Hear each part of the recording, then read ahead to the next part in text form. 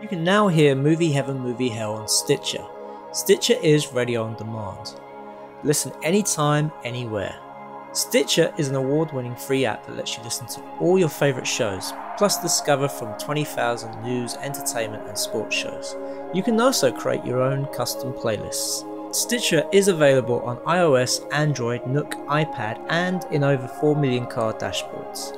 It's on demand and it's on the go. No downloading, no syncing, no wasted memory. You can stream your favourite podcasts from Stitcher. Don't have Stitcher? Download it free today at Stitcher.com or in the App Store. And please, leave us a review and rating on Stitcher. Thank you.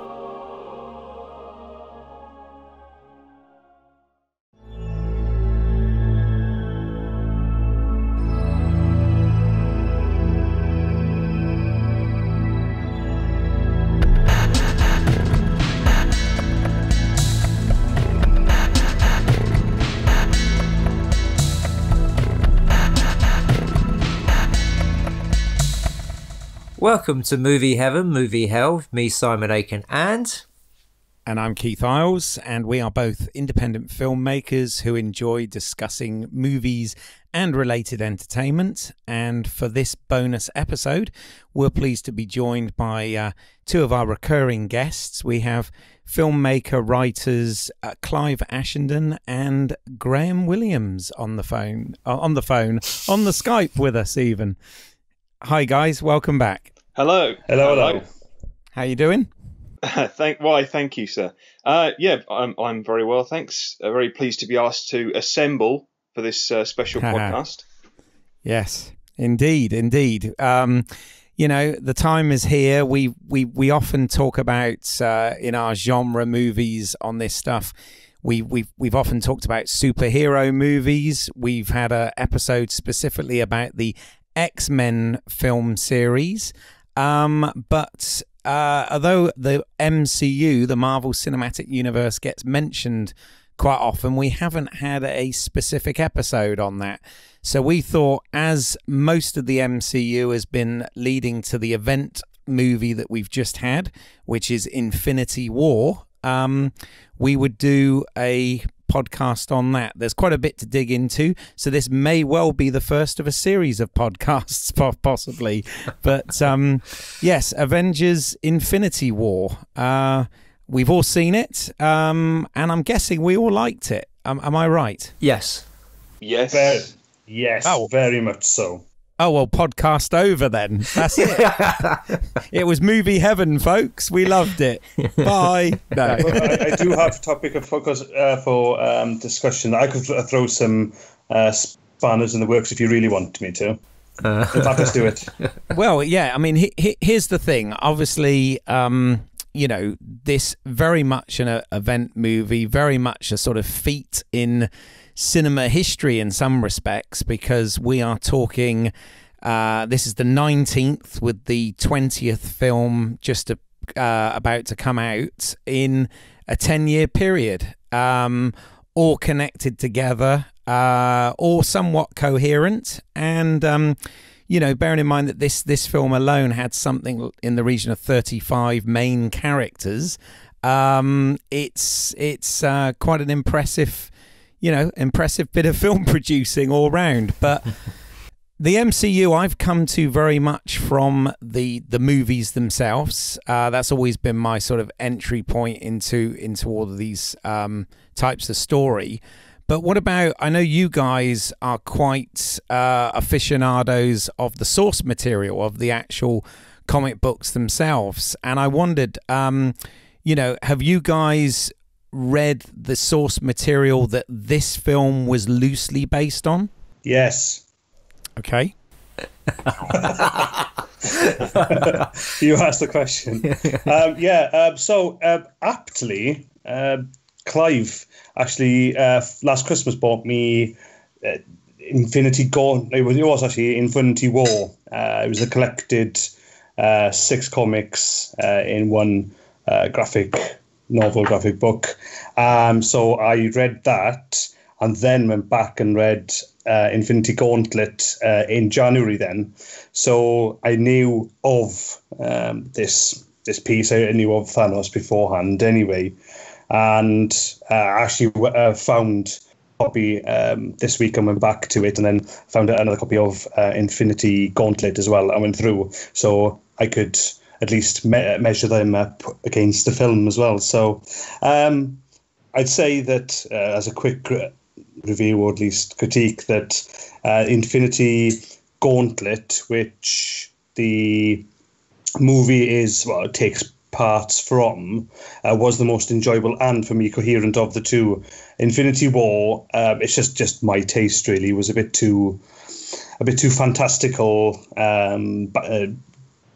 It wasn't just Thanos, because I'm not going to spoil it, but the story involves a twist to Thanos's relationship and involvement in the war as well. But yeah, that was I like my superheroes to be as believable as possible and as close to reality, even though they're not really. They got superpowers, but yeah, it was a bit too much there, but it was good to go back, good to scan through and again just measure up against the movie. And I'll be honest, this may crash the internet potentially, and have memes etc. made of me. But no, I enjoyed the movie more than I did the source material.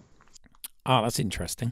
Well, yeah, because from my understanding of it, I've not read the comic books, but from my understanding that Thanos sets out to get the Infinity Gauntlet because he wants to court death, which in the Marvel universe is an actual character that we've been introduced to in the Marvel Cinematic Universe through Thor Ragnarok, and also was kind of hinted at the end of Avengers Assemble, when we had one of the two cut scenes where we see Thanos turn to camera and one of his acolytes say to face the humans would be to court death, and he has that big smile on his face.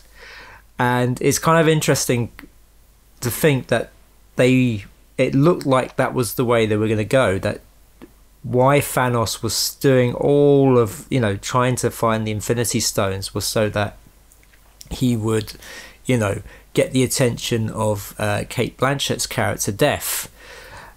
And it would make sense that she makes an appearance in Thor Ragnarok, that then suddenly he would start going after these stones with earnest. But then the film, spoilers, changes that completely. And it's more about his ideology, the fact that he believes that, protect the universe, that half of it has to die.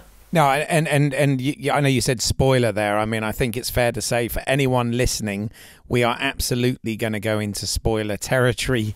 Yes. On the film of this. So if you've got this far listening and you haven't seen Infinity War yet, go see it and then tune in, because we really want to sort of dig into this whole thing, and will indeed involve spoilers. So there's your 2-minute spoiler warning. But in saying that, from what I've seen of the box office take, though, isn't it true there's only like maybe 5 people on the planet who haven't seen the movie already? Yeah, but those 5 people listen to our podcast. Yes. One of them is absolutely. It's like a hand up saying me. So and she will be listening to the podcast in full rather than just my voice right now. Just on Simon's point there about courting Lady Death, I take it a step further, and I think you're being polite there. He really wanted to bonk her, I think, and so it was interesting that actually in the movie what they've gone for is Thanos's ideology over the stirrings in his pants.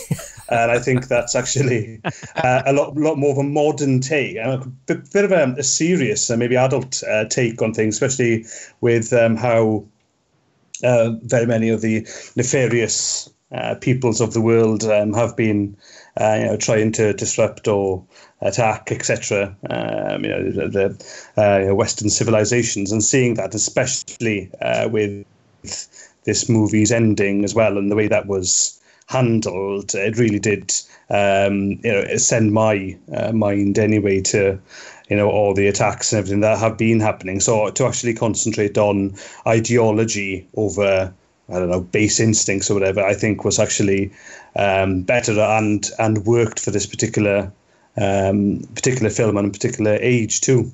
Now, Graham, can I just ask, did Thanos in the comic books have the same ideology, or is this just the film version? Film version of ideology, the actual one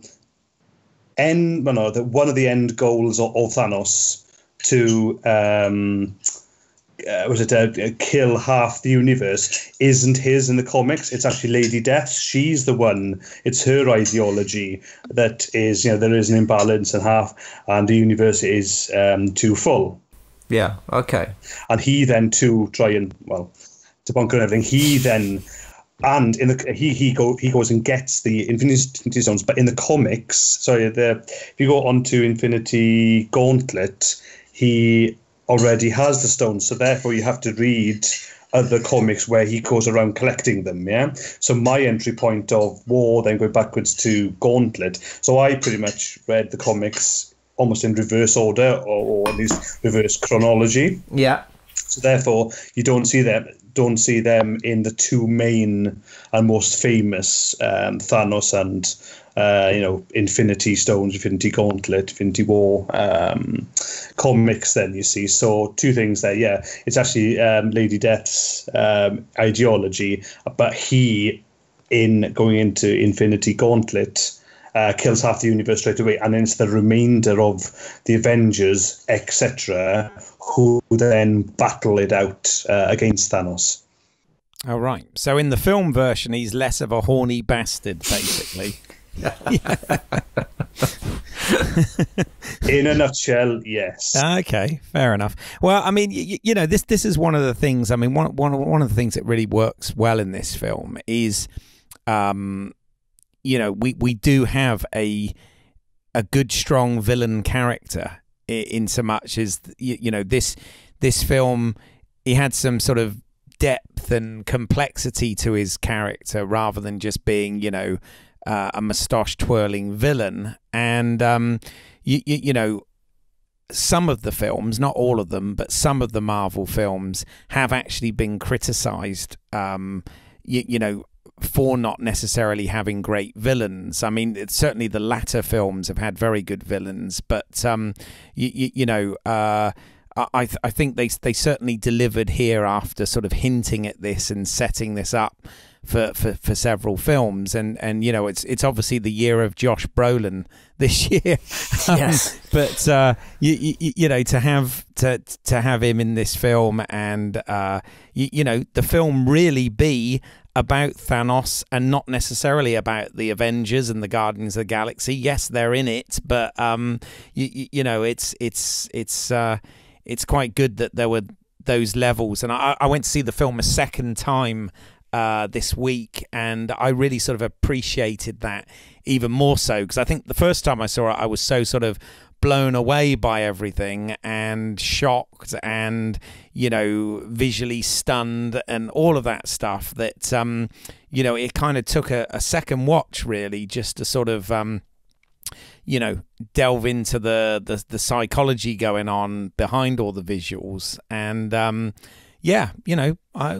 good job here. I think it really works. And I've said it before, I really like these Russo brothers as directors, and I thought my fear going into this was I'd really liked the previous films they'd done, the Captain America Winter Soldier and Civil War.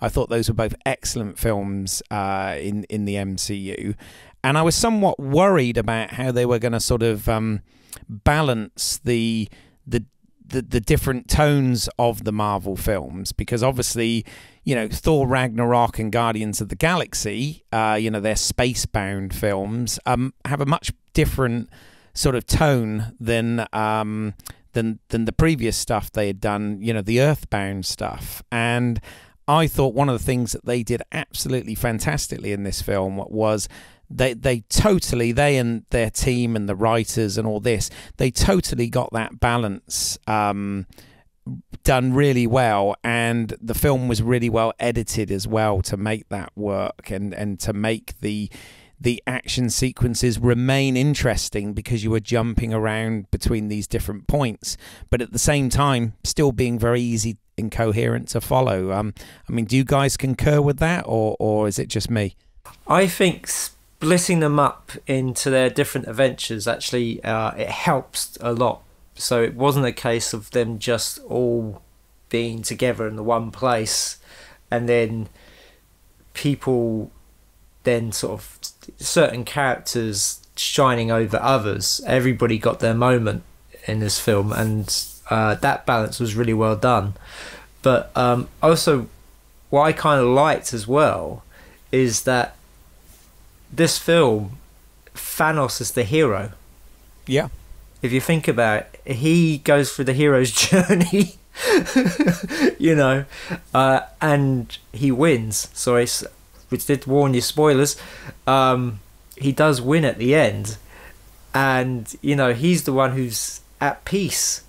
And as a villain, it's like it's really well done.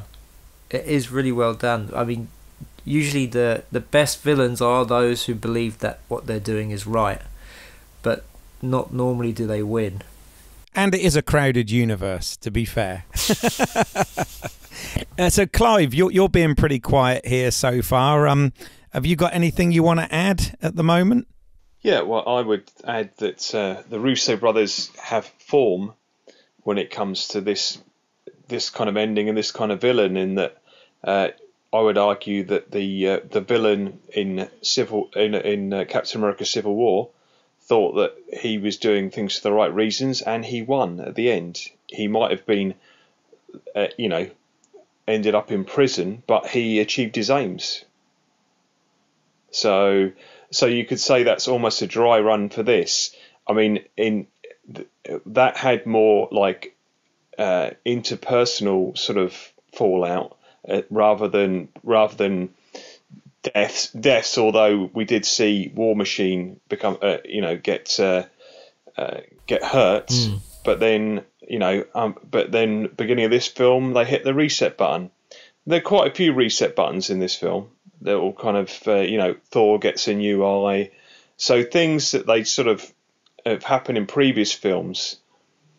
I think if you're a particular fan of certain Marvel Cinematic Universe films and you have a favourite, then you might be a little bit peeved that basically everything that happened in the film you love has just been undone. You know, like a good example would be Thor Ragnarok. So Thor, despite all the kind of comic tone, Thor suffers quite a bit in that film, and for nothing basically, because he just gets completely mashed in the opening scene, and his brother is killed in front of him. Heimdall is killed. It's all his people are killed. Well, I mean, it looks as though he's pretty much the only survivor, right? Yeah. But we don't know. I mean, there are certain people from Thor Ragnarok we don't see die, so potentially they're on another ship or they're on a sort of scouting mission or something. So, the likes of Valkyrie and Korg could come back, maybe. Yes. And you could say, well, if Thanos is doing his thing, then he should only kill half the Asgardians, right? He just seemed to be pretty much intent on just killing them all and getting this, getting the stone off Loki. But yeah, so it is very much kind of like everything you went through in the last film was for nothing. Yeah. So so there's that. I mean, they don't break all the toys in the Black Panther box, but it certainly appears like they're going to. And then of course we've got the ending, and which we will go into, I'm sure, because how can we not talk about the ending? But yeah. and how much of that actually is going to stick, given that they've announced future films with characters who no longer exist. So that one would think that would be difficult, but but then if you're at all familiar with comic book storytelling, then you'll know that, well, or even with just the Marvel Cinematic Universe, you'll know that characters who have appeared to be dead before have come back to life, or have been not quite as dead as we thought they might be. So I was going to say, that's been one of those sort of sci-fi stroke comic book tropes, which in some respects has been a tad annoying with this, is the fact that we've had characters like Phil Coulson, who was obviously created specifically for the Marvel Cinematic Universe, with the Iron Man films, and became a really sort of beloved character that we liked, and obviously in the first Avengers, when he dies, that was obviously quite a moving a moving scene, and I'm glad for the actor that he's kind of got his own spin-off series because of it, but it did somewhat take away from the Avengers because of that. And I guess the only thing I can think when I'm watching all this stuff is, watching this as an adult and a fanboy and a filmmaker and everything, you kind of know, oh well, half of these characters are going to come back, right? But I can only imagine what it must be like. In fact, I almost wish I could experience that as like a kid watching this now, being like when we were kids watching, Superman the movie and Batman and stuff like that. A kid watching this now and, seeing Spider-Man or whatever die must, and not knowing what's going to happen, you must leave the cinema in bits, It's like... Well, I don't know about you guys, but there was a lot of crying going on at the end of the screening I went to. I didn't cry. I was going to say that there was a lot of young children there who were absolutely torn up. I mean, the audience were, there was some sort of shouts of what, and there were some unhappy people at the end of this film. I mean, it's weird to have such a big summer blockbuster that it's a bit of a downer. Oh, it's a total downer. Yeah, I mean, it's exhausting. Hasn't happened in years. Apart from Empire Strikes Back, can you guys remember a large or even an event movie that did have such a downer? Well, I tell you what, for me, it wasn't so much a movie. But, I'm thinking back to my childhood, and, the end of this to me was like the end of Blake 7. I was like, oh my God, it's like,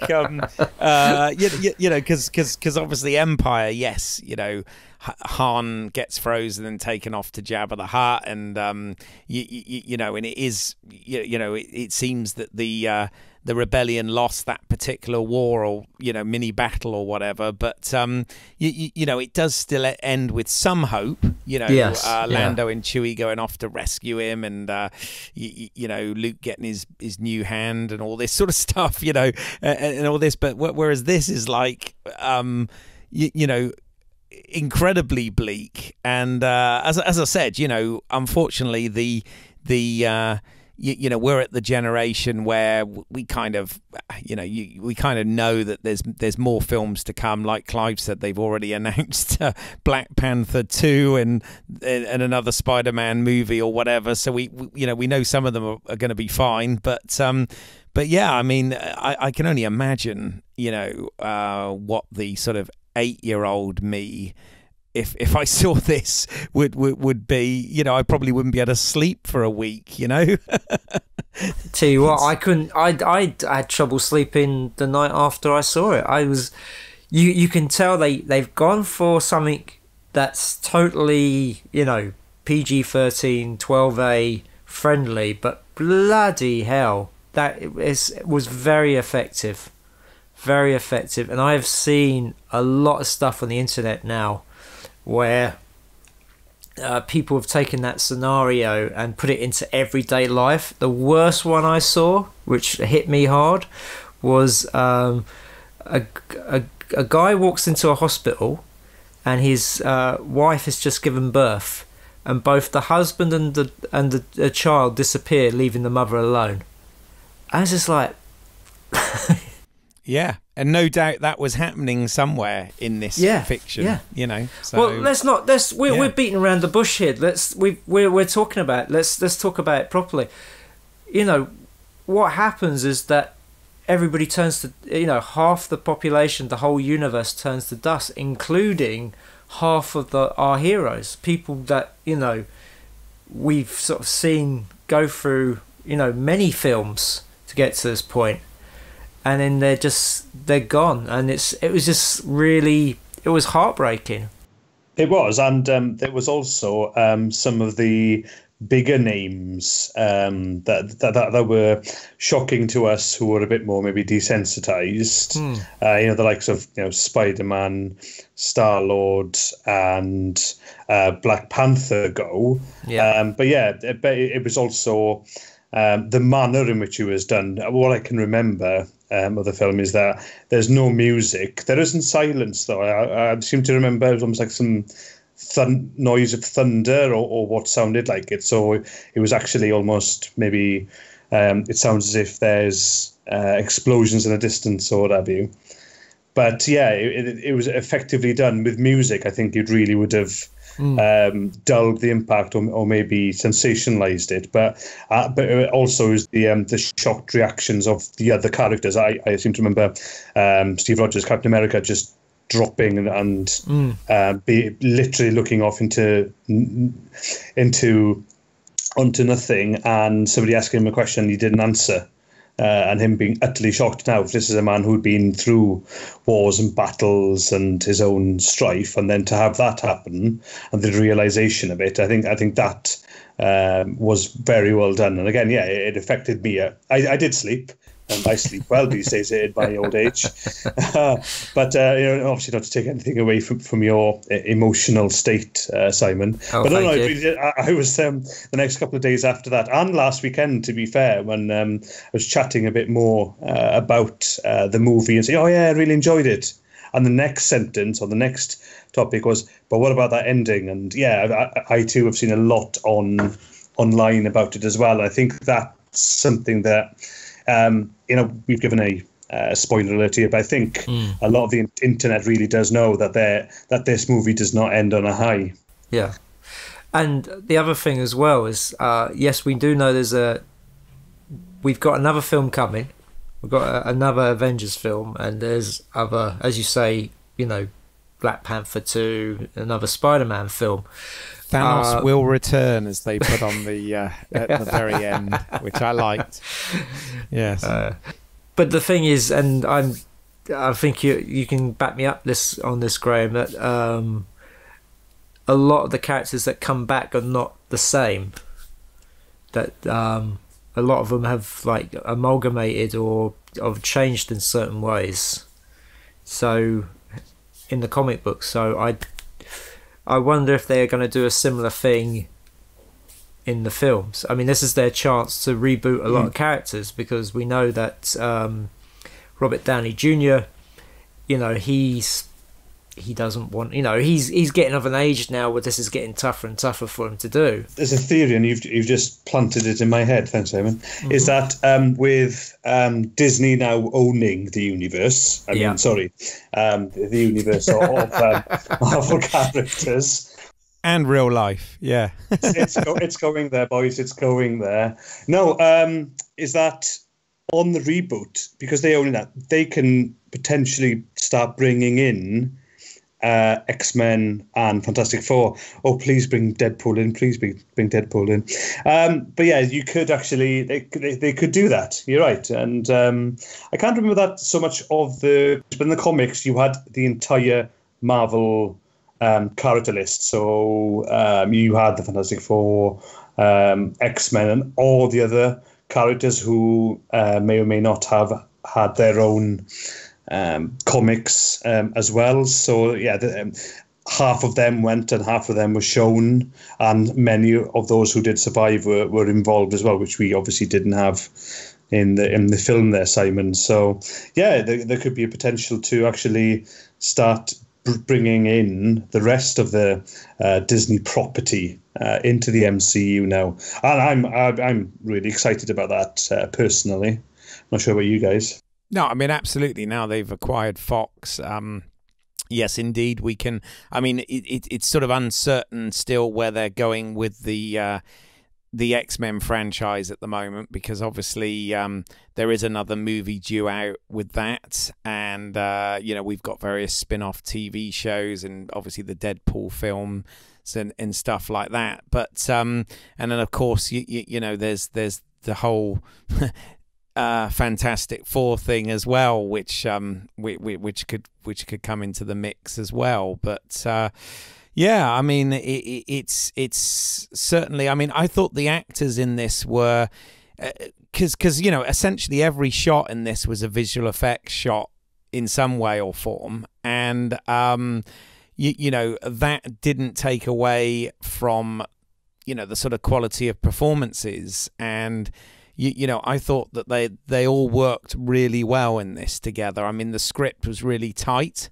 and those performances came across. I mean, there were lots of things that made me smile in this film, despite all the darkness to it. I was pleased that not once but twice we had spider sense, which was one of my very, very minor nitpicks about the otherwise wonderful Spider-Man Homecoming film. It was good to see that Peter was using his spider sense, and that was working properly.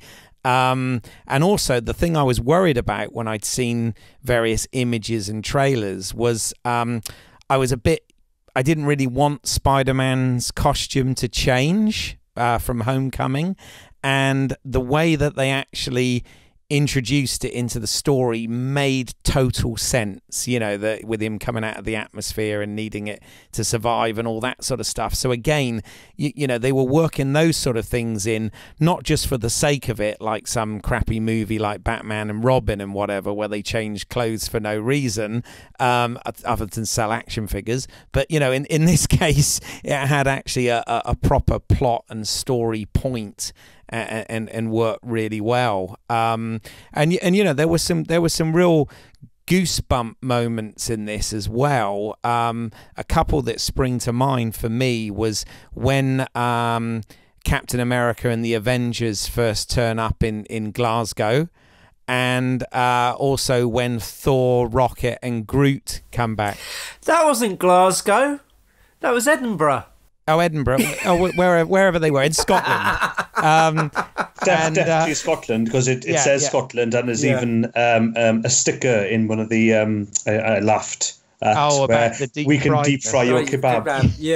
Yeah. But no, when they turned up, I mean, those were real goosebump moments, and a lot of that, have to always give credit to. I love Alan Silvestri's wonderful Avengers score that he has on these films, and those were really great images and musical cues and moments in the film.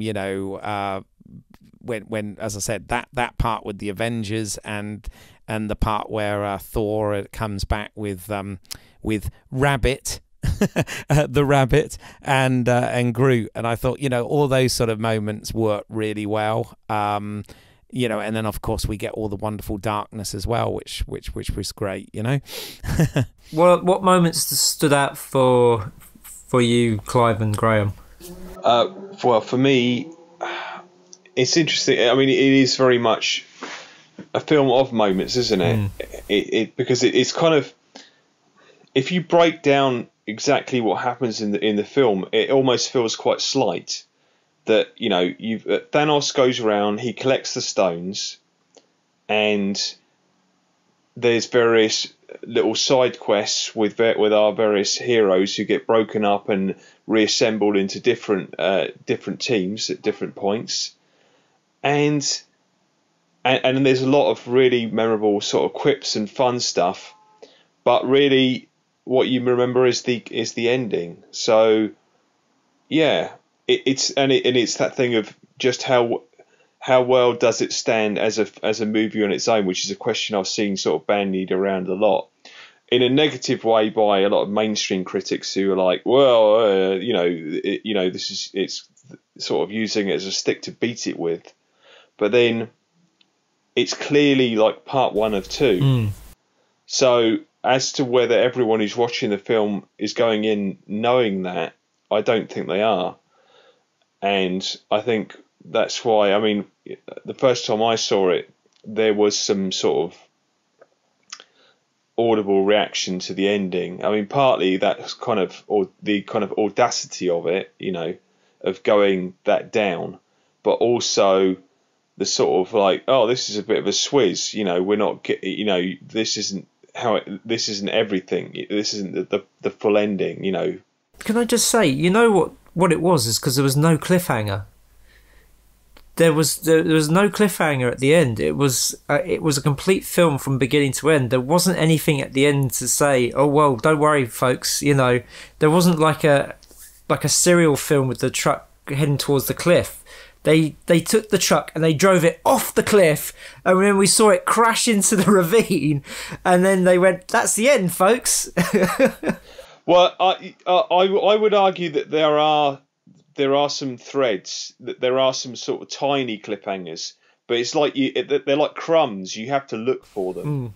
You know, yeah. There's the whole bit about Doctor Strange's last words to Tony Stark before he goes away. The kind of, I'm sorry, it was the only way. Yeah. And we know that he's looked at so many million different outcomes when he had the time stone, and there was one in which they eventually succeeded. So, and apparently it was the version where he gives Thanos the stone. Yes. And Tony survives. And it was somehow important that Tony survived. But so there is that sort of small gram of hope, and then in the end, sort of scene right at the very end of the credits, we get this sort of little tease for Captain Marvel has been sent a page. Yes.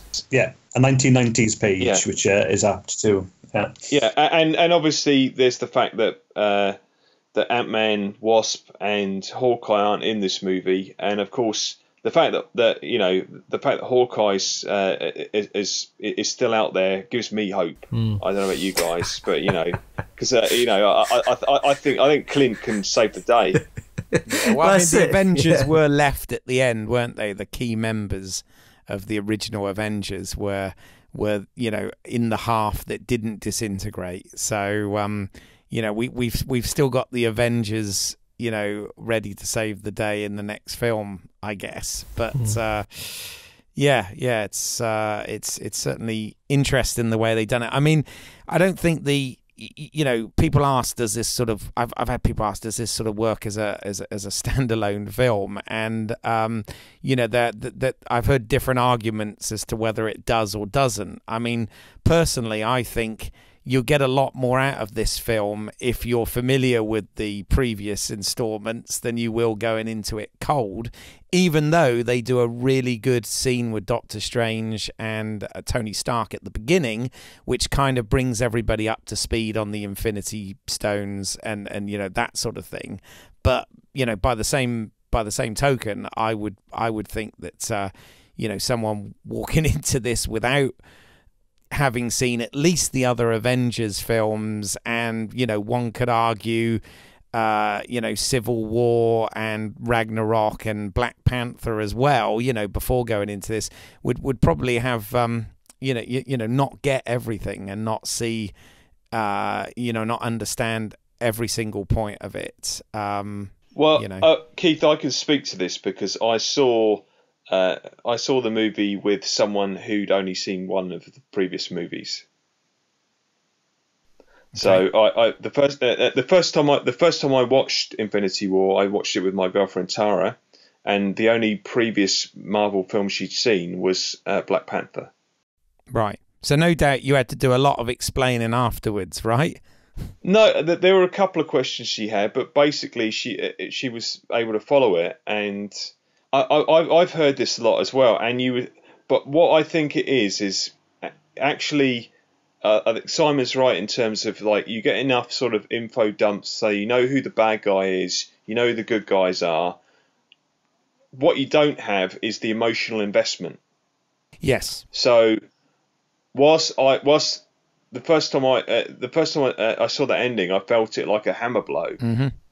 No pun intended. Hey, yes. Whereas Tara didn't have that, and I think the only sort of moments in there which kind of work just on their own are the Thanos Gamora death moment. Because that's kind of almost set up within the film as like a little mini arc, isn't it? Yes. Yeah. So I don't think you need to have seen Guardians to know about that, because you kind of get filled in on the essentials. So yeah, this is true. You get a backstory and whatever. And well, again, this is a hats off to the writers and the producers and the directors here, because you know, the fact that somebody can walk into it and find it a sort of coherent storyline, etc. Says a lot there. But by the same merit, the comment about having been invested in these characters, I think that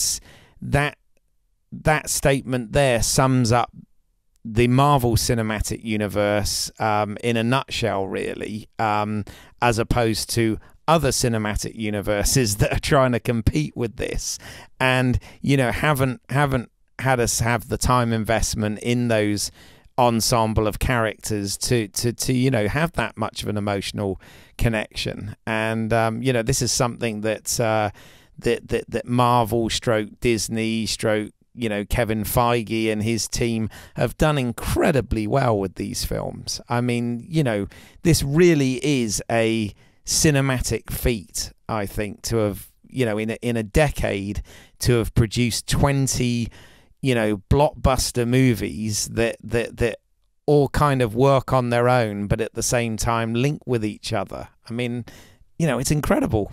I mean, okay, other films and TV shows have kind of done this thing as well, but I don't think to this scale have we had anything before, and it's amazing. Well, yeah, I mean, from Iron Man, opening the door to this, to that the little sort of after credit sequence where you get Nick Fury saying he wants to put the Avengers together, and it's gone 10 years from there to this. It is it fulfills that promise we got.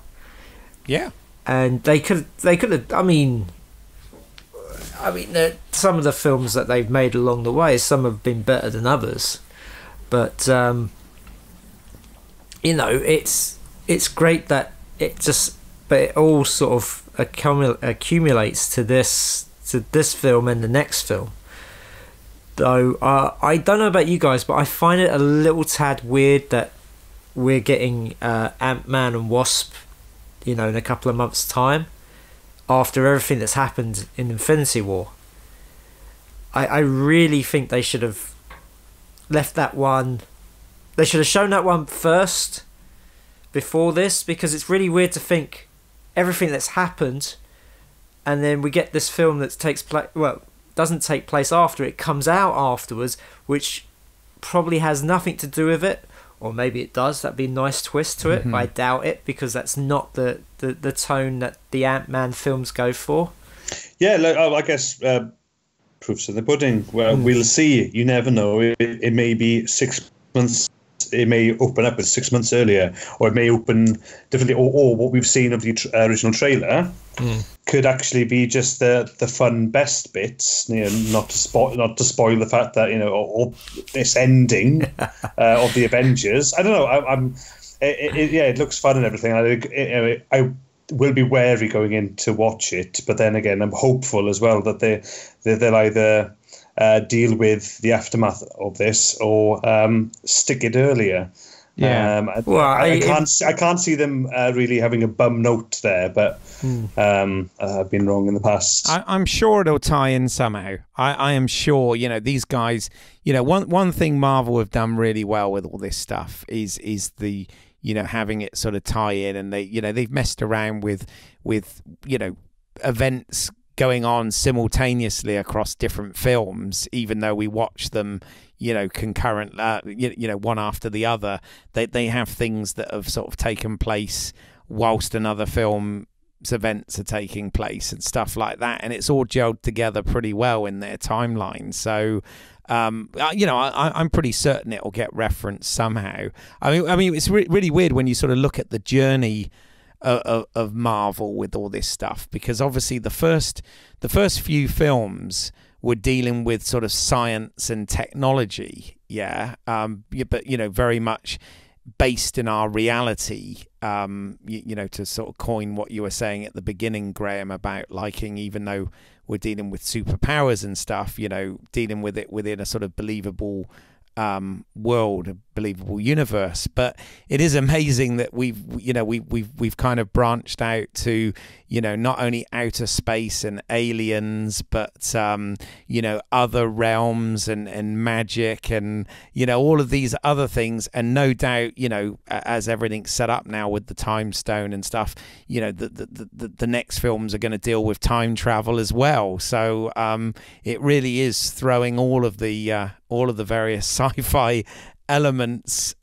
into the mix, but doing it in a I think they've handled it well. As I said, my fear about Avengers Infinity War before seeing it was how they were going to sort of deal with all the different styles and tones and plot threads that they'd set up, and they do an excellent job in this. It really does work beautifully. So why do you say it's going to be time travel?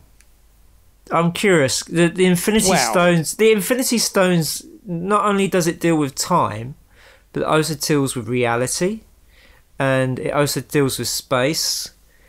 So it not necessarily. Captain Marvel's in the 90s, isn't it? That's been sort of apparently so. Yeah, confirmed. Yeah. Between sort of, I mean, that's just reading between the lines with the whole sort of pager message thing at the end. But yeah, I mean, it might well be an alternate reality then, or something instead. Maybe, but I don't know. I feel like time travel might come into it now. Possibly, but can I just say that because Thanos may have just clicked his fingers and half the universe's population disappeared.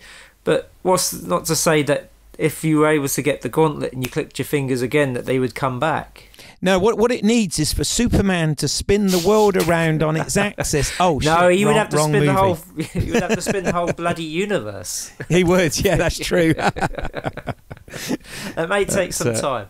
Yeah, no, absolutely. But no, I mean, who knows? I mean, this is kind of what excites me about it all is the not knowing where they're going to go with it, because even though we've talked about the fact that we know these characters are going to come back somehow, and they're not all going to, some of them are going to die, but maybe not all of them are going to stay dead, and all this sort of thing, right? But by the same merit, they're taking their own path, even though they take plot points and splash page images and etc. from the actual source material. They're very much doing their own thing with these, and that's really exciting because no idea where it's going, and really enjoying the journey, and that's what it's all about, right? Yeah, well, definitely.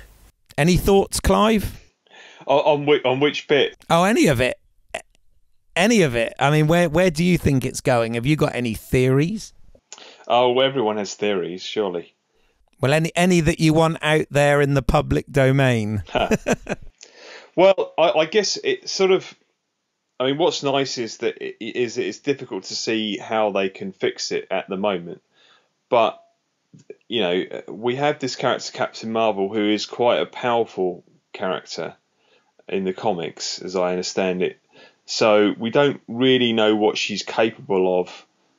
Not that she could just go and sort of, punch Thanos and then that would be over or anything like that. But so the question is just how she's involved in sort of the sort of cosmic, I guess, lore, and yeah.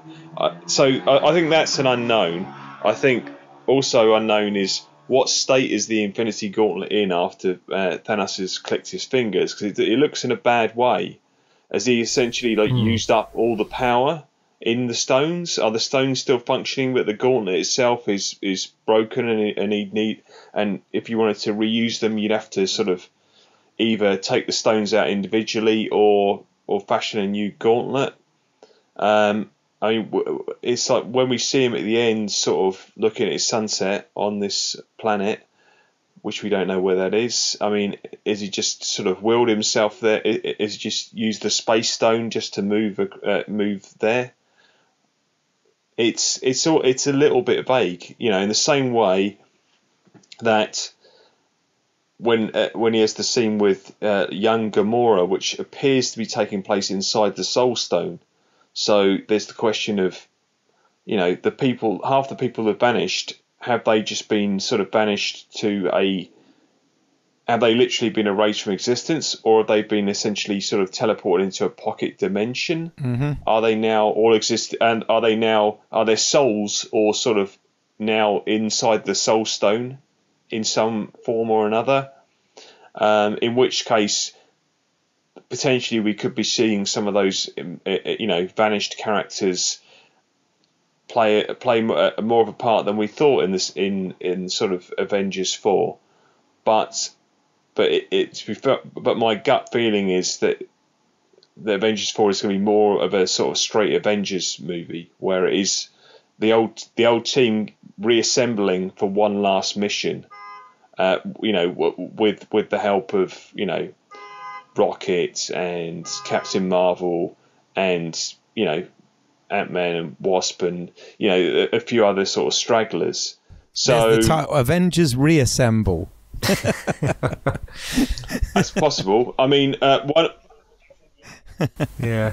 I mean, when I heard suggested from the comics, which I thought they sounded like one they might was Avengers Forever. But that's associated with a very different storyline in the comics, and of course you've got the possible connotations with Batman Forever, So what's the storyline for Avengers Forever? I don't know that one. That is a time traveling storyline, right? Where they're sort of traveling through time to sort of basically battle a villain called Kang the Conqueror, who is, basically time traveling and rewriting history in order to be able to conquer the universe. Okay. So there is the possibility. I mean, again, it's that time stone thing. We've already seen in one of the sort of most brutal moments in the film, we saw Thanos after it appeared that Scarlet Witch had heartbreakingly sort of killed Vision in order to sort of shatter the final stone. He just reversed time and then like ripped it out of his head, like in this horrible kind of I've got a manual tin opener and I'm just going to sort of hoik it out moment. Yeah, he had his own personal jogger control, didn't he, in that gauntlet? Yes. Yeah, but so there is that, and there's there have been sort of various sort of things about what's been filmed for that have sort of leaked out, where you're like, okay, or things that people have said, if which I won't mention here in case people are sort of avoiding any sort of spoilers. I mean, time travel is a possibility, but I believe the Russo brothers have subsequently sort of poo-pooed that idea. But then maybe, but are they lying? It's that thing of you don't know. You don't know what to trust what people say. Yeah.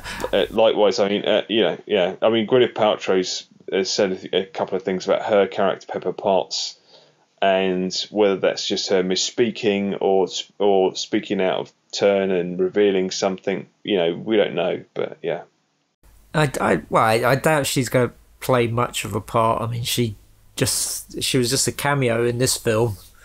But we like having her.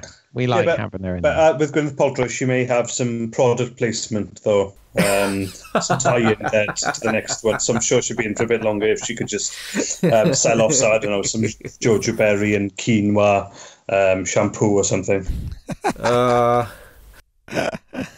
I love it. And I mean, obviously, we've talked a lot about the, sort of the recurring characters and stuff in this. But, we had a few, even in this overpacked film, we had a few new characters in so much as we had, Peter Dinklage turn up as a giant, which I kind of like the irony. And, again, as with most of the actors in this, actors that are lucky enough to have multiple franchises. When you think that this guy also appeared in, the X-Men franchise as well. X-Men Days of Future Past, exactly. So it was cool to see him. That film is the reason why I don't think they're going to do time travel, because, we already seen. Okay, it's not Marvel Cinematic Universe, but Marvel characters do a time travel story, and I don't know if they want to go so much down that path, because as I say, we've seen that story already. We've seen it done really well with the X-Men. I don't think they want to follow down that path again. Yeah, good point. So many questions, guys. So many questions, but just to throw my 2 pennies within, I have no theories. Okay. You've read all the comics, though. Noticed, actually, that after Clive saying about Avengers Forever, it was written by one of my favouriteest of all-time writers, Kurt Busiek. So I am so getting my hands on Avengers Forever to read that. If you don't know, Kurt Busiek's just a master of comic writing, and I thought up until now nothing to do with Avengers. It's really cool. Yeah, I can lay you that one there, Graham. It's a good one. I'd recommend it. Cheers, mate. I mean, also I think there's some other things I'm interested in seeing in the next film as well that they've kind of set up in this. One is, will Bruce Banner get his Hulk on again? Will he get his Hulk Viagra? Because that is one that it's interesting, because again, via the internet, that was one of the questions that people were asking, what would happen in a fight between the Hulk and Thanos, and they just throw that in right at the beginning, and you just see Hulk get his ass kicked, and from that point on, the Hulk is like, no, I don't want anything to be involved in any of this and stuff, to the point where Bruce Banner actually has to drive the Hulkbuster just so he could be in the fight.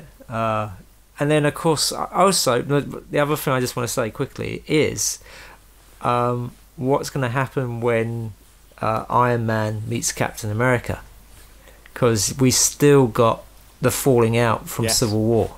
Yes, indeed.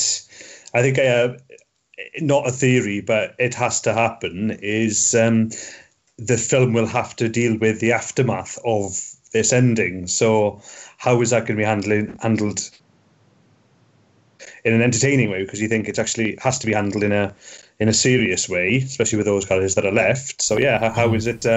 How's that going to be handled? And them two getting together, is it going to be bygones be bygones, or is one of them just not going to be able to deal with it, or like with Tony Stark actually being absolutely gutted and his heart wrenched out, as it were, after what he saw, and Steve Rogers could actually be the man, or they both could be just blubbering messes, and we could have a bit of a Steve Martin John Candy moment where there's lots of hugs and tears potentially. Those aren't pillows. Yeah. I would hazard a guess and say that they probably all put it aside for the greater good, because they've got bigger fish to fry. Premature. Yeah. One of the things I was hoping to see in it was, we had Stephen Strange and Tony Stark sort of together in most scenes. I was really going to hoping they were going to have a beard off with each other, or there was going to be some joke made about the similarity in their facial hair. Instead we got it between Thor and Steve Rogers, didn't we? Where he says, I see you through the beard. which was great. But it was kind of I was like, damn, I wanted a reference to their facial hair, but they didn't go there. but to be fair, as well, Steve Rogers does actually have a few more laughs in this one, thinking about it, with the I am Groot, I am Steve Rogers moment. Yes. There was that as well. So there's a bit more humour from characters who don't normally have the humour there as well. Oh, you say that. I mean, okay. I know inside his own films, they're usually taken quite seriously, but in the Avengers films, Captain America has quite a few great laughs and lines. I mean, the bit when he gets the flying monkeys reference was always great in the first Avengers.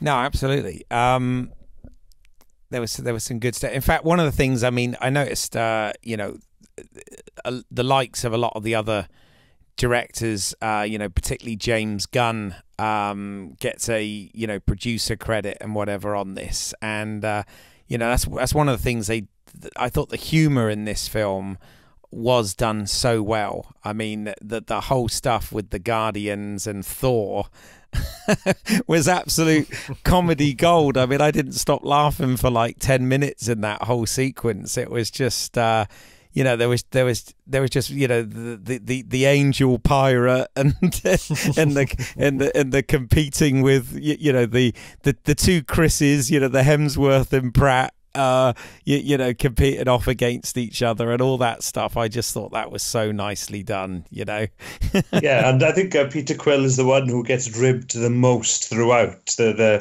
Star-Lord really does get hit from all sides there. Although my favourite quote from that, and I haven't started using it in polite company just yet, but it came from...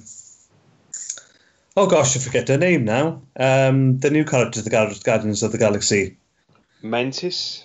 Thank you. Good God. A bit of a senior moment there. Apologies. Yeah, it was the kick names and take ass. Oh yeah. I got the biggest laugh. But it was also the fact that it was Robert Downey Jr. as in Tony Stark's reaction to it as well. The very long pause and look to if you want to talk about moments that was one of the faves there, but the humor, lots of laughter. In fact, you missed a lot of the dialogue that went after that as well. And I do now know, because I looked it up, Keith, that last weekend when you were going on about Thor knowing Groot language, and it was an invective. Oh, the elective, absolutely. So, elective, and the fact that I didn't know what elective actually meant. Right. It is an optional subject in your studies. So then I just then went off and giggled to myself that the well-educated on Asgard who do take it are literally in a classroom together, just saying, "I am Groot." I'm Groot. Exactly. I think I obviously picked up on that one because having been studied in the US, I was familiar with the term because we did have to take electives. So that really did make me chuckle when he said Groot. Oh yeah, I took it as an elective on Asgard. I thought that was very amusing, and the whole Groot thing was hilarious. I mean, the fact that he spent the whole film playing that video game was fantastic. He was Groot the teenager. Yes, yeah, brilliant. One of the lines that made me laugh in that exchange between Tony Stark and Star-Lord was, you know, when they went on about Kevin Bacon being like the greatest person alive. And it was just, you know, because he asked, is he still the greatest person? And I had to laugh because in the adverts before the film, we got an EE advert, which for those outside of England is Kevin Bacon trying to sell mobile phones. So the answer to that question is no. Yeah, He's yeah. not. And I love they got the Footloose reference in Yes. there with Peter Parker and everything. That was absolutely brilliant. I mean, it was so well done, and it was funny because when I went to see it the first time, I saw for the first time one of the trailers they had on before was for Jurassic World Fallen Kingdom, another film I'm looking forward to. But it was funny, one of those things, and I say this with the utmost respect as a guy who himself has very much fluctuating weight, you know, through my life.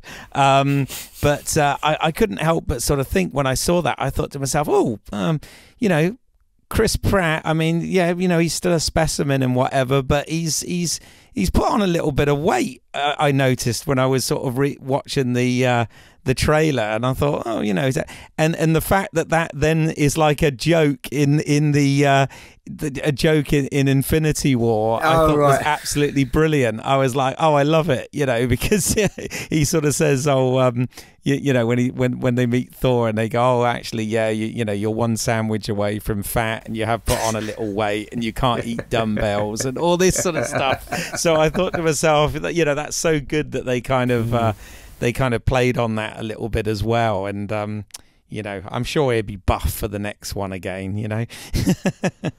but Keith, do you know that Chris Pratt is method? Absolutely. Sorry, can I ask, the trailer you saw, did it have the introduction with Chris Pratt and Bryce Dallas Howard? The what, sorry? Did it have an introduction? Did it have a piece to camera?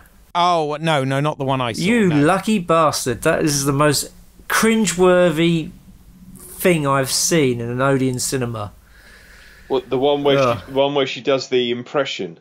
Yes. Oh, I've not seen this. I was going to say, it sounds like I'm quite lucky that I haven't seen it from the reaction you guys are given. But yeah, okay. Yeah, we get the obligatory, you know, see films on the big screen, and then they come back to introduce the film, introduce the trailer, and it is really, it's like, you don't need that at all, but there it is. So just, I guess, avoid watching this film at an Odeon, because it seems to be an Odeon special.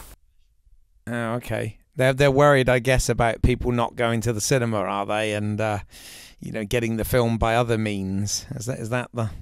I have nothing against the, you know, you should watch films at the cinema trailers that you get. You know, it supports the British film industry, supports the Hollywood machine. I have no problems with that at all. It was just this, you know, extra bit at the front of the trailer. You know, they're introducing the trailer. You know, I'm sure it's online. I'm sure there's a version of the trailer where you get this extra bit at the beginning where you have the two of them going, oh, and here's the exclusive trailer for, you know, Jurassic World, the Fallen Kingdom. But they just do this sort of really silly comedy thing, and it just falls flat for me. Oh, okay. Cringeworthy, huh? Yeah, very. Mm. Oh, well, going back to Avengers, though.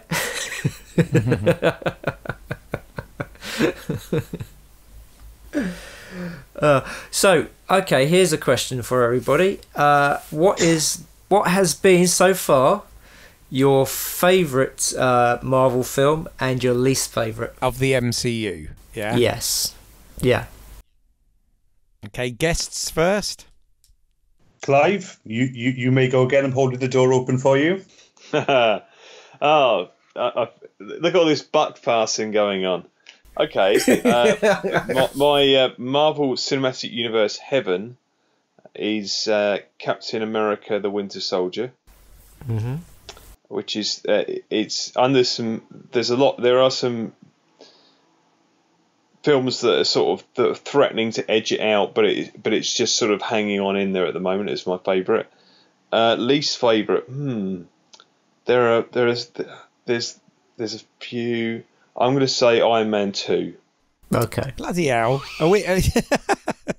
Well, if it's the same pick, it's the same pick. It doesn't have to be different. It's not like our director rules then, Simon, where we can't pick the same films, right? No. I mean, otherwise I would have asked this question off air, like, when we wanted to do this, so that people can think about it. This is just off the cuff. Graham? Guardians of the Galaxy as my heaven. Easy peasy. Yeah, I would have gone Captain America, Winter Soldier. In fact, I did. I think I remember last time we chatted off air. But then, ultimately, Guardians of the Galaxy has everything for me, including the laughs as well. So there's that one. And the hell is Iron Man 2. And I was thinking about this on the way home tonight, saying, what is my hell there, and why is my hell 2? And it's like, oh yeah, I can't remember much of it. So, and not just because of my age and my dodderiness. I think it literally is to do with it wasn't that memorable. And when I do try and remember back to it, I do remember the plot holes and all the rest of it. So yeah, there you go. Heaven, Guardians of the Galaxy, hell, Iron Man 2. Keith? Well, I mean, God, this is just going to sound like the repetition show, because I have to say, for me, they are the same. It's Heaven is Captain America: Winter Soldier. Anyone who knows my taste in films would, know why. And Hell is Iron Man 2, because that one seems most of the mess. If we're gonna subcategorize it even more and say Avengers movies, then the first Avengers I thought was absolutely marvelous, and Age of Ultron, not so marvelous, but yeah, and also for me, and this is controversial, but in my top 3. Or top 5. Well, let's say top 5. Top 5, because there's been more movies since. But I would put probably the most wrecked-on film within the MCU, and that would be The Incredible Hulk, which obviously has been totally wrecked on by actor, by the way the Hulk changes and everything. But I really enjoyed that film as well. What are you talking about? General Ross is in this one. That's true, he is, absolutely. Yeah. And Tony Stark's in The Incredible Hulk. He makes an appearance. Yeah, he is. But obviously, a lot of it's been changed. I know they changed the actor and stuff. Yeah, but it was the second film in the MCU, to be fair. So it was way back now. But I enjoyed that as well. But the quality wise, I would say on the whole they've been pretty good across the board, really. What about you, Simon? What are your picks? Well, my pick for Heaven is actually Avengers: Infinity War. I think. Oh wow! For me, that's it, because it hit me so hard. To tell the truth, I mean, all the other films so far, they've been great. They've been fun. They've been, they've been really enjoyable. But this one has had such an emotional punch that the other films not really had. I mean, I really enjoy Captain America: Winter Soldier and Civil War. Those two films work very well together. They complement each other very well. But the overall impact of them hasn't been the same as this one has. My hell, just to be a little bit different, is actually for The Dark World. Oh yeah. That's a bit shit. Yeah, no, just a wee little bit shit. I mean, as much as you guys didn't like Iron Man 2, it's still a lot of fun. It's I agree, but it's a lot of fun, and I think it's also the introduction of Black Widow. So. I want to change my hell vote now to that. I'd forgot. Put it this way, that one's so bad that I'd forgotten about it. So there you go. That's definitely movie hell, isn't it? Yeah, no, that's a good one. Yeah, definitely. And that was trying to tie in with the bloody Agents of S.H.I.E.L.D. as well, wasn't it? Which didn't really sort of work either. But yeah. I have to say, I think the first season of Agents of S.H.I.E.L.D. started off badly, but then when they incorporated it with Winter Soldier, I thought it got very interesting. Unfortunately, I think I saw the first 2 seasons, so I'm a couple of seasons behind. Oh right, no, but that's what happened in the first season when when they, sorry, spoilers, find out that oh shit, I'm having a senior moment. Hydra, thank you, had infiltrated S.H.I.E.L.D. And there were consequences for the TV show, which I think up to this point you hadn't really seen a crossover like that. So I thought that was really well done, and the storyline after that was handled really well up to the end of the season 1. But yeah, season 2 wasn't I dropped out after it, and I've not seen any other stuff. I mean, I think at the moment, like the latest season, they're in the future, so that's a bit weird, But I do know that Agents of S.H.I.E.L.D. has nothing to do with the Marvel Cinematic Universe now, so they can do whatever they want, really. Yeah, that's okay. From what I heard, yes. Oh, right. The last I knew, they were bringing Ghost Rider into it, but as I said, I kind of lost the plot with it a long time back, and I thought, I'm going to stick with the movies and can't be asked with the the network series. Obviously, I've been watching or most of the Netflix stuff, but yeah, it's a big old universe, isn't it? Jesus. But no, Thor: The Dark World is very unmemorable. So that's probably a better choice in some ways. Yeah. And absolutely, Civil War is a great movie as well. I love that. It's hard to pick. They're yeah. I mean, series. I must admit, the 4 films, the first one was all right. This, as we say, the second one, it was not that great. But then the third one was really good.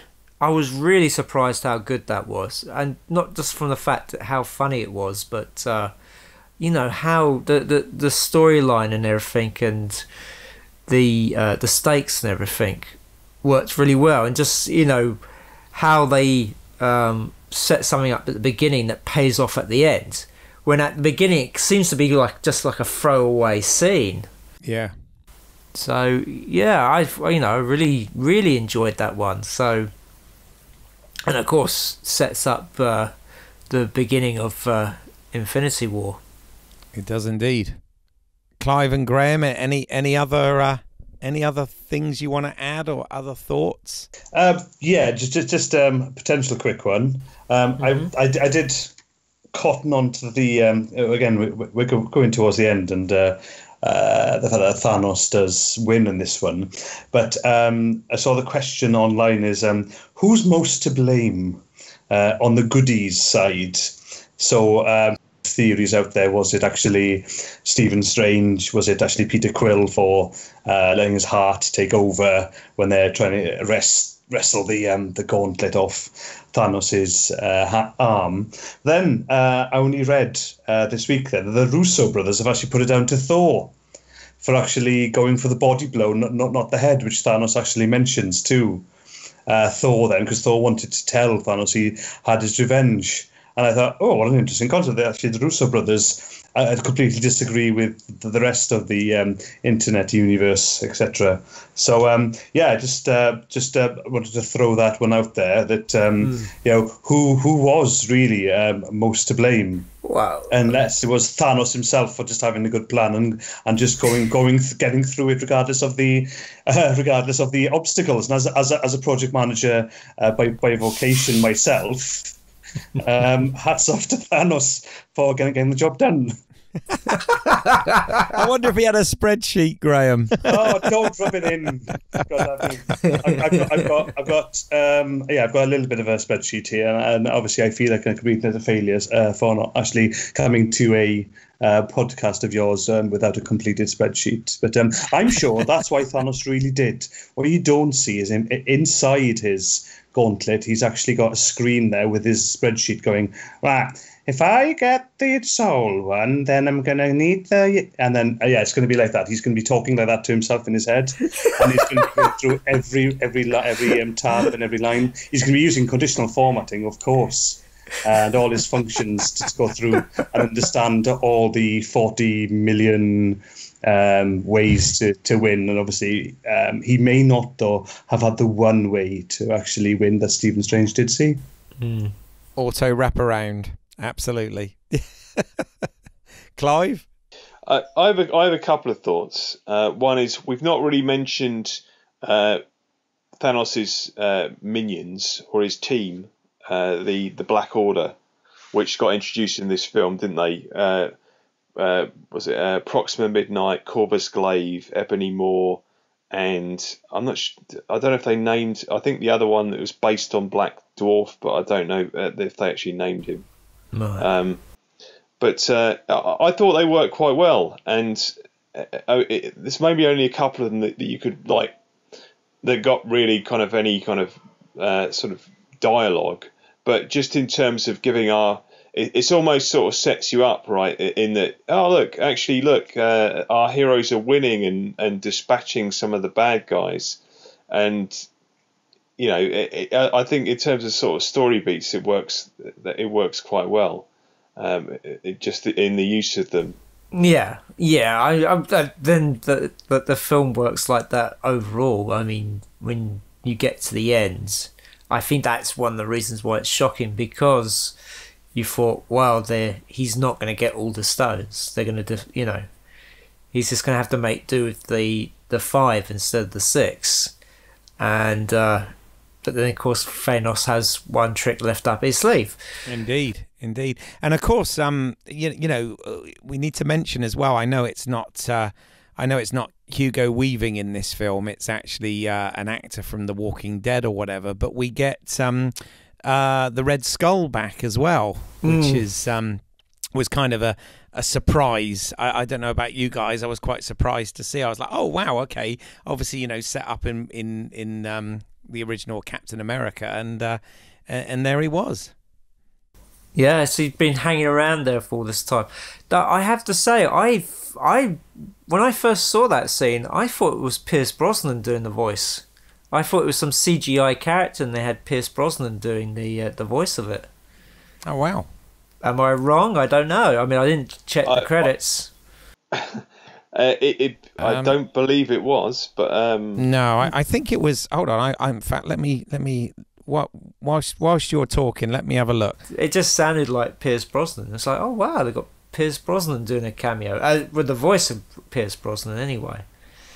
But okay. Also, was the Collector played by Benicio del Toro? It was really hard to tell if it was him or not. It was Benicio del Toro. I mean, he's appeared as the Collector before, hasn't he? Yeah, I don't know. He just looked slightly different in this one. He's Mr. Franchise, another one, isn't he? Yeah. Well, and there is that open question of, is the Collector dead? Because we don't see. The assumption is because Thanos has the stone and manipulates and can now manipulate reality, that he must have got that by going through the Collector. But because the Collector dies off screen, then he could potentially come back if they want him to.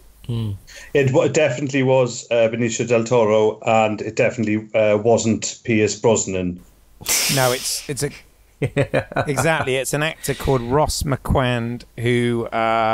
He's known for he's one of the characters in the Walking Dead series at the moment, but it looks like he's also appeared in Mad Men, amongst others. But yeah, that's a shame they couldn't get Hugo Weaving back, because I'm sure he would have been up for it. Apparently, he didn't want to do it. No, really? apparently. he hates the Captain America: The First Avenger with a passion, and has been very vocal about it. Oh, right. Obviously not vocal enough that I've heard about it, but there you go. Well, it's a shame because I mean, other than way back in the first year of this, the two obvious actor changes. He's the only one apart from those two who hasn't returned. So, but they can get away with it quite easy with the Red Skull, can't they? Because yes, yeah, it's not drastically obvious. Like a more human appearing character, but these every franchise has it. Every franchise has its change of cast member, and that's just the movie business, unfortunately. Yes, like every rose has its thorn. Yes, indeed, indeed. So, are you guys looking forward to seeing Bill and Ted 3?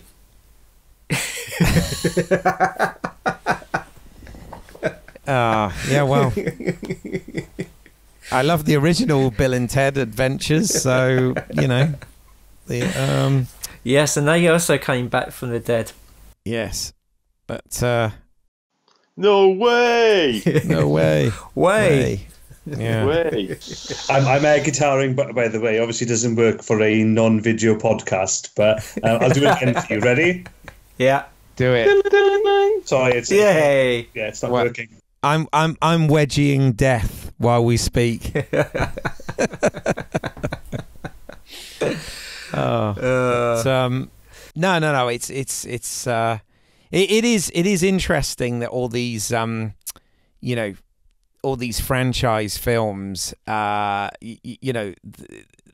many of these film star actors are actually, across multiple franchises. I mean, I was thinking that while I was watching it. I was like, oh my God, they're in Star Wars and they're in Star Trek and they're in another, they're in X-Men, and, it's incredible, really. But the fortunate few, I guess. But no, it is cool. It is very cool. Yeah, I mean, we've said this before. It's not what it used to be. I mean, it used to be being in a franchise film or series of films was kind of like the kiss of death. Not anymore. Not anymore. No. I mean, a lot of actors now.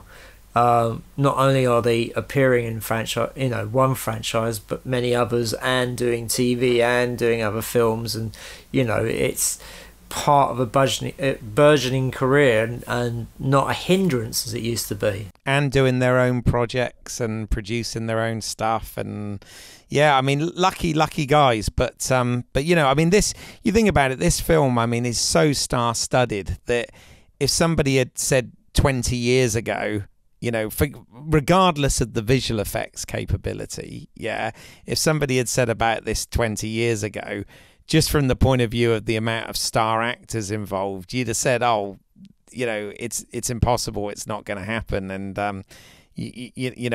hats off to Marvel, because they've done it, and they've not only done it, but they've done it well.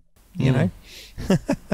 So this is a really good quality. These films are of, I know they've got ridiculously massive budgets, of course, but they are also of very high quality. And I mean, you sit through, we all now sit through the ridiculous amount of end credits just to get to the post-credit scenes.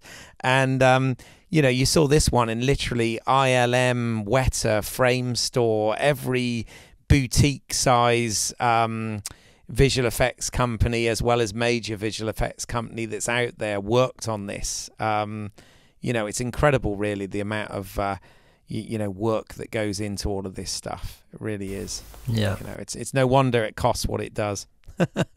Well, I have one last question for everybody, and so once we get to the next Infinity War and it's over, do you think that is? It's really. What I want to ask is, what do you think's going to happen, do you think the quality of the films are going to go down? Do you think that because everything's been leading up to, Infinity War, that they can't sort of carry on that kind of trajectory that they've had, after these films? Are we going to experience superhero fatigue? It is a good question. Yes, superhero fatigue. You could potentially, but it depends on if they make them a bit more kid friendly. Because obviously, the new generation coming up now, a lot of these movies that are coming out are 12A and 15.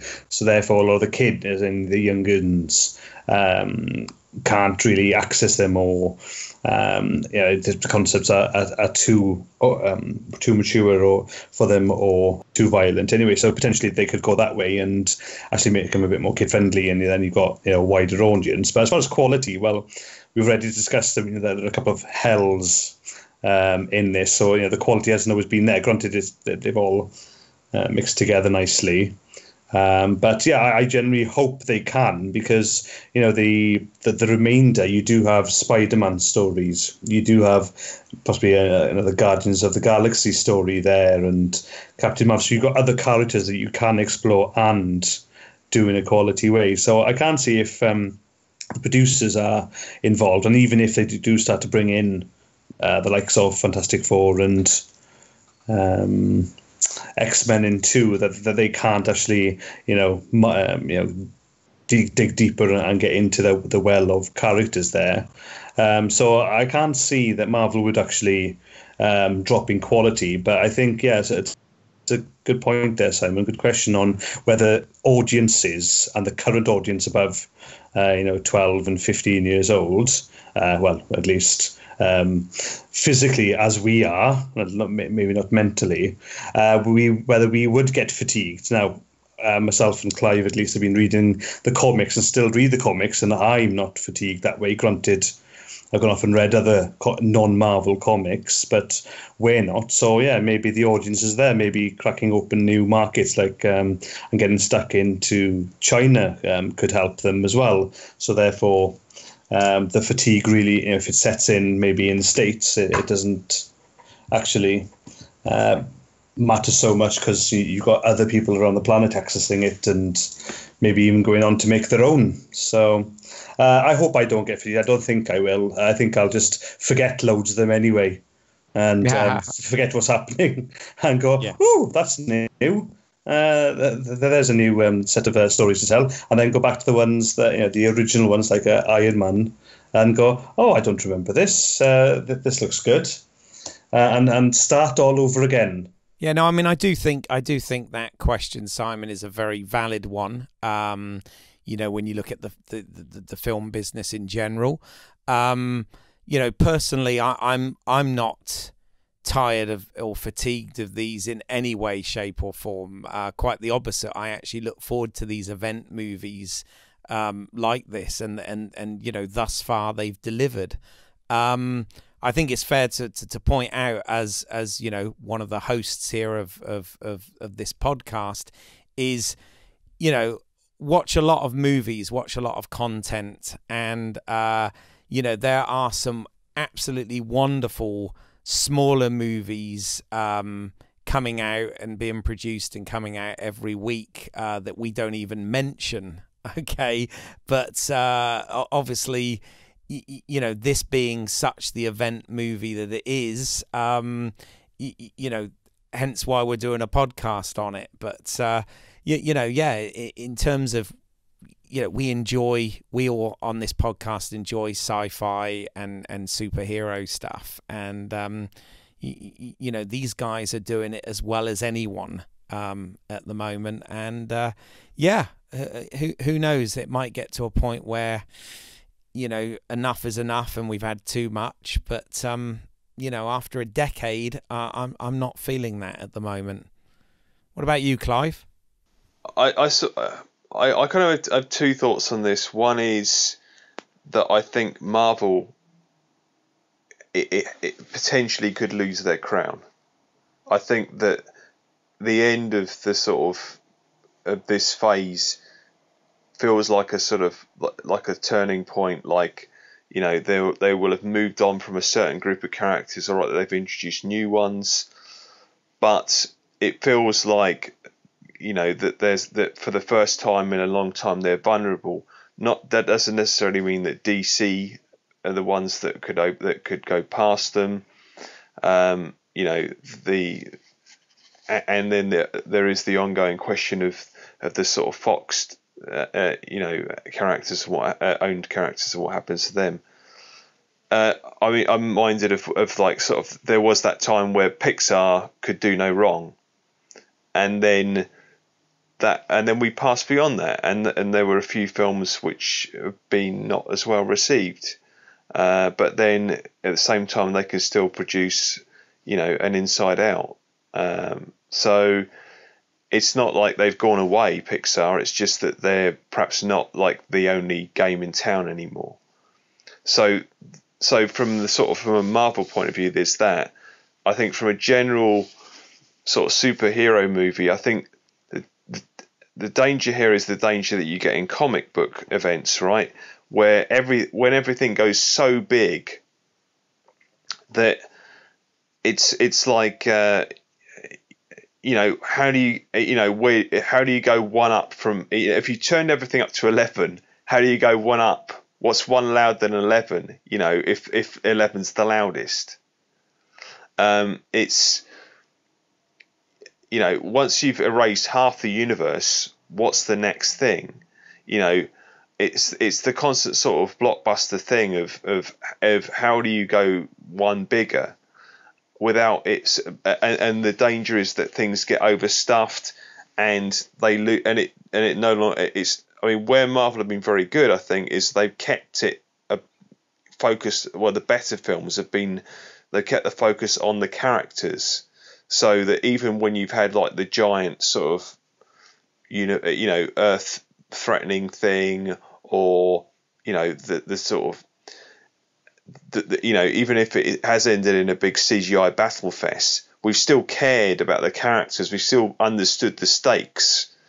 When it gets sort of too big and overblown, then it is just sort of CG things hitting each other, and that's when, if you lose the audience emotionally, even if they're enjoying the quips and stuff, then after a while it starts to feel a bit hollow and stale.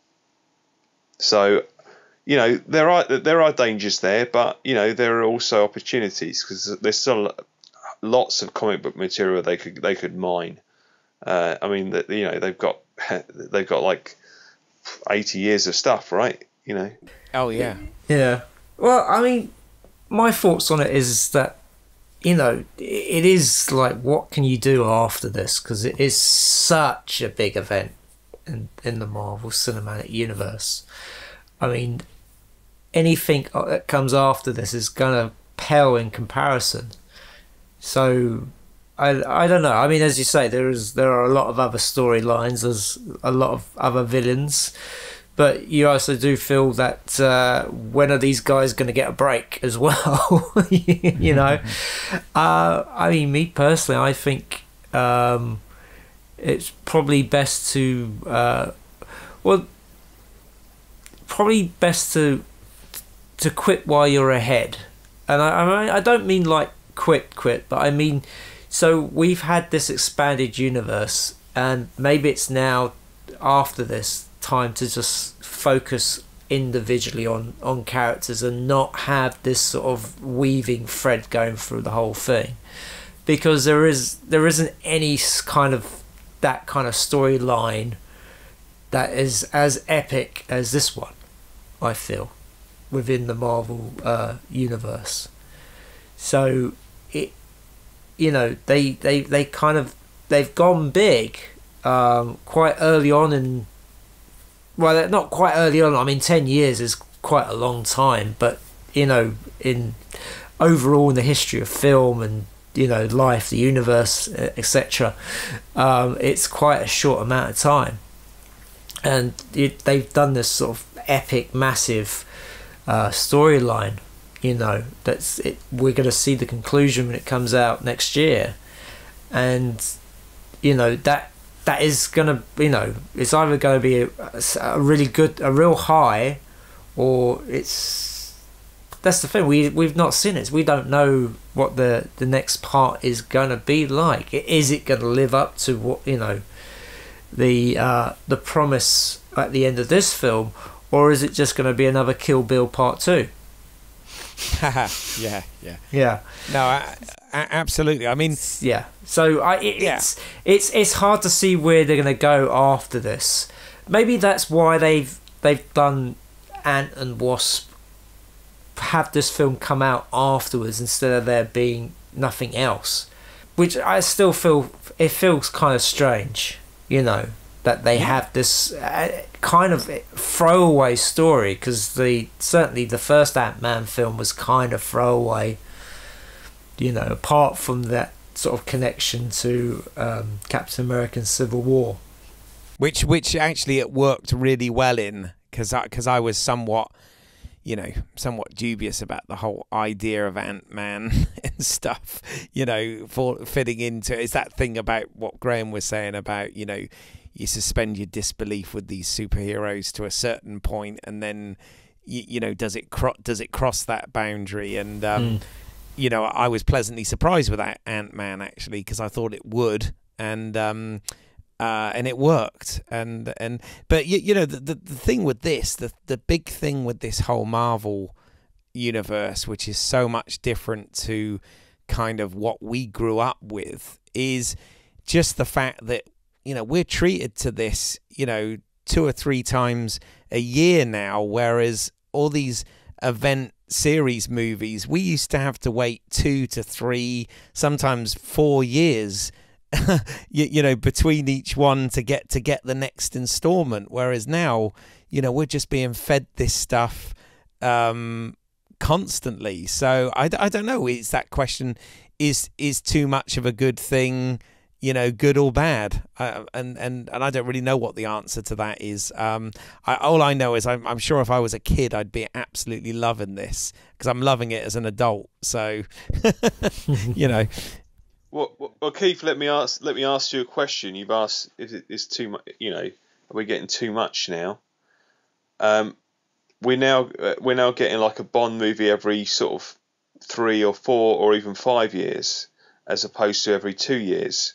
Would you prefer a Bond movie every 2 years, or every 1 year? Well, that's a whole nother podcast. But I mean, the thing is with all these kind of we're in a wonderful time for these franchises, whether they're on television or at the movies. We are at a wonderful time where we get a lot of this stuff, and we get good quality stuff coming out. My only thing, purely from a filmmaker perspective, is I'm loving that these keep coming out, but every time I think, oh my God, I wish I was creatively involved in one of these, rather than just a spectator.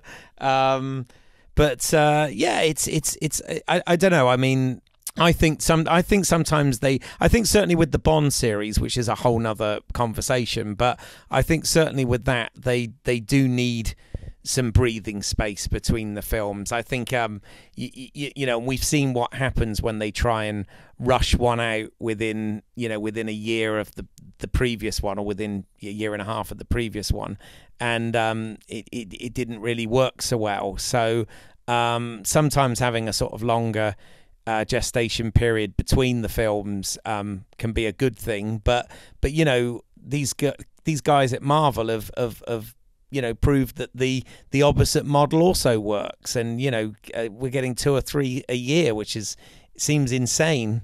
But, 3 a year now, isn't it? But yeah, and there's talk that they might be upping it to 4. Oh which, God! Which does feel like maybe too much, but we'll see.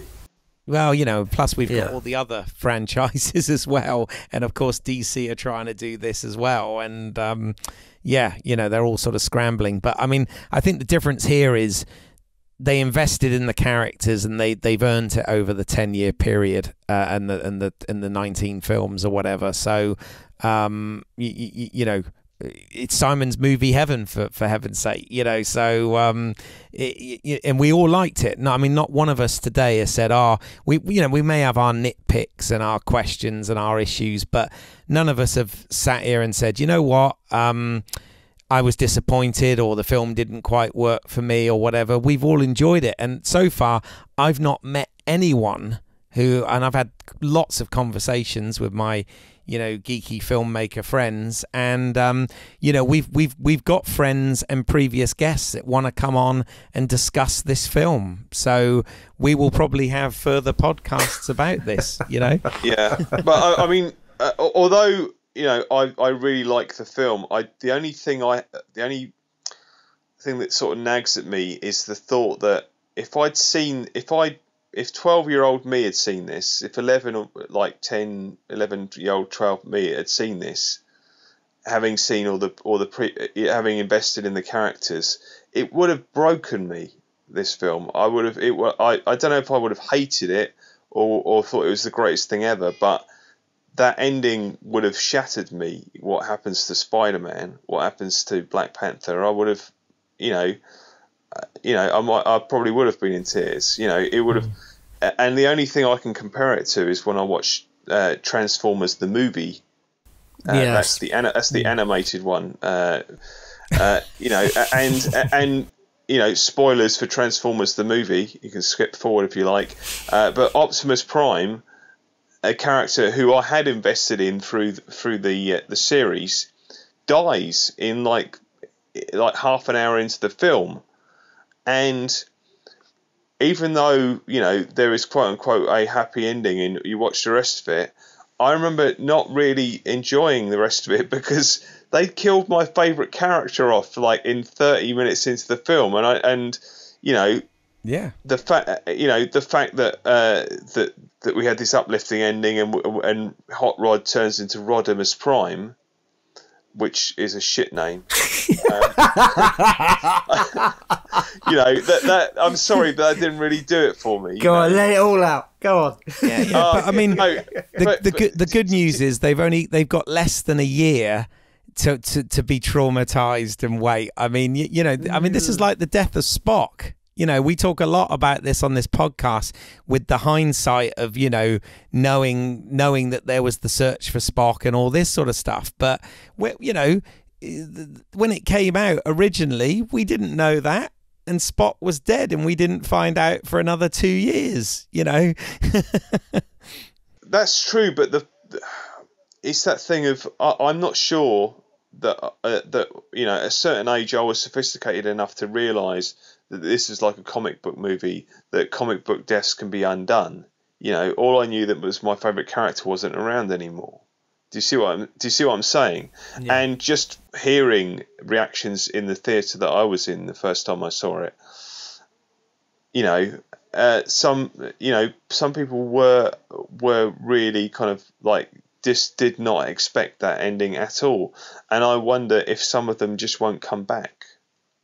I think they will. I think people will because they want to know what's going to happen. I mean, I think that's one of the great things about this ending is that it makes you want to go and see what's going to happen without it being forced on you. I get that, Simon, and I agree. I really want to see the next one, but what I'm saying is that it's like a trust thing, isn't it? It's like you trust you trust the film to deliver a certain thing, and then if it completely betrays you, then you know, I can totally see the reaction of, oh, F this movie, I don't want anything to do with those guys because they basically promised me one thing and then they pulled the rug out. I mean, that's really bold storytelling, and that really marks the film out, and that's why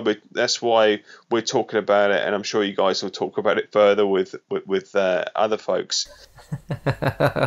Yeah, well, to coin a controversial phrase at the moment, this is not going to go the way you think.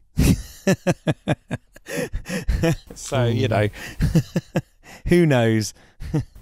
I don't know if they pulled the rug out or if they tricked us, because going into this film, I mean, I kind of knew that, you know, that Thanos was going to get the Infinity Gauntlet. He was going to get the stones. I just didn't know. It wasn't done in a predictable way. Which is good. Yeah, this is very good. Yeah. I don't think they kind of tricked us. They didn't go, well, you know, there was nothing there to say, oh, well, you know, that the heroes are going to win. I mean, there was a lot of stuff there to say that the possibility was that they weren't going to win. I mean, it was really good that, you know, that was that thing where it looked like, you know, as I said, they were going to destroy the Sixth Stone. They were going to destroy the Mind Stone before Thanos could get his hands on it. But, you know, just because the power, you know, I think we've not seen a villain like this where he has been such a threat. And, you know, he isn't just doing it because he wants to be all powerful. And he has an ideology that, you know, in his mind seems to be right. Even though to everybody else it's monstrous. And, you know, he wins just not by just, you know, pure force, but by actually being a total threat that he, you know, he sees straight away a way of getting what he wants. And he is the unstoppable threat. So it is, you know, I think they delivered on that. I don't think they pulled the rug at all. I think if they had defeated Thanos at the end of this film, then you'd have been gone like, oh, okay, that's not what I was expecting at all. I think what was heartbreaking that we actually saw the results of him winning. I think that's the thing. That's the thing that hits you. I don't think that they pulled the rug. That, you know, or they were like, well, you know, well, you look like they were going to win. But the fact that you actually saw the consequences of them failing, I think, is what, you know, is the powerful thing of this film. I'd also like to see his spreadsheet.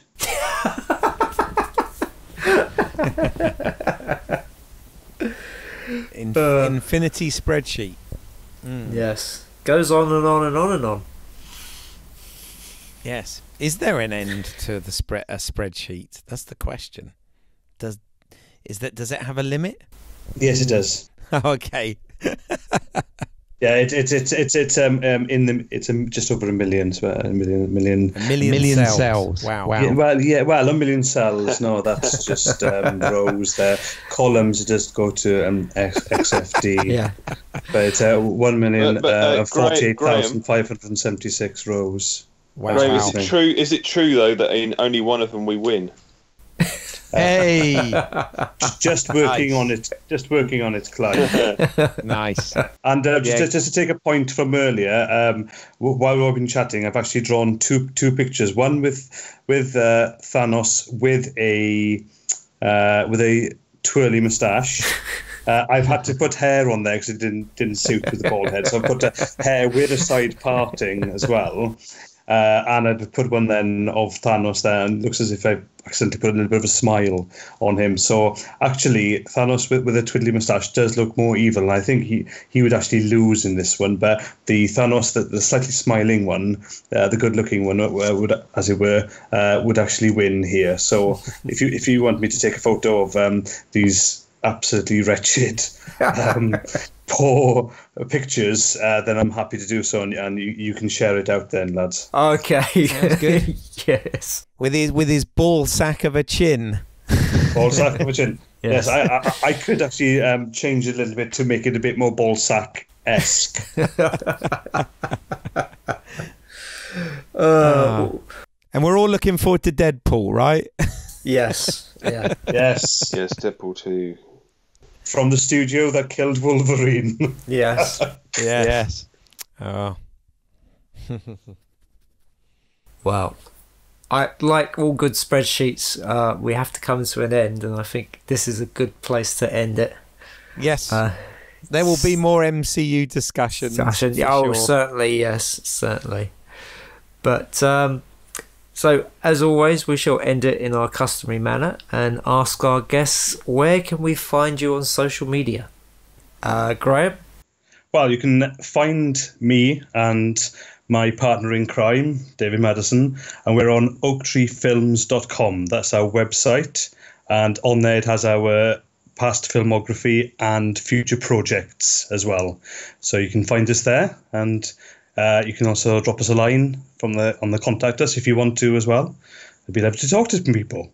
Clive, where can people follow you?